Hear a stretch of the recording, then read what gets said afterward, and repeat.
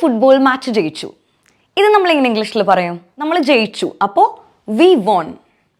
V won the match അല്ലെങ്കിൽ we won the football match. ഞങ്ങൾ അവരെ തോൽപ്പിച്ചു.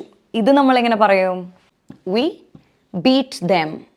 ഞങ്ങൾ അവരെ തോൽപ്പിച്ചു, വി ബീറ്റ് ദം. ഇനി നമുക്ക് പരീക്ഷയുടെ കാര്യം എടുക്കാം. ഞാൻ പരീക്ഷ പാസ്സായി. ഇത് നമ്മൾ എങ്ങനെ പറയും?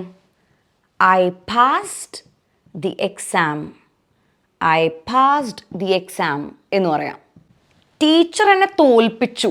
ടീച്ചർ എനിക്ക് അവിടെ മാർക്ക് തരാതെ ടീച്ചർ എന്നെ തോൽപ്പിച്ചതാണ് എന്നൊക്കെ പറയും. അപ്പോൾ ടീച്ചറുടെ കാരണത്താൽ നമ്മൾ തോറ്റതാണെന്ന് വിചാരിക്കുക. ടീച്ചർ എന്നെ തോൽപ്പിച്ചു. ഇത് നമ്മൾ എങ്ങനെ പറയും?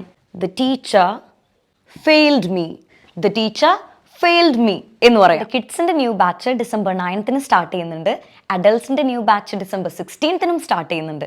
അപ്പോൾ നിങ്ങൾക്ക് ജോയിൻ ചെയ്യാൻ താല്പര്യം ഉണ്ടെങ്കിൽ എത്രയും പെട്ടെന്ന് താഴെ കാണുന്ന വാട്സാപ്പ് നമ്പറിൽ കോൺടാക്ട് ചെയ്യുക.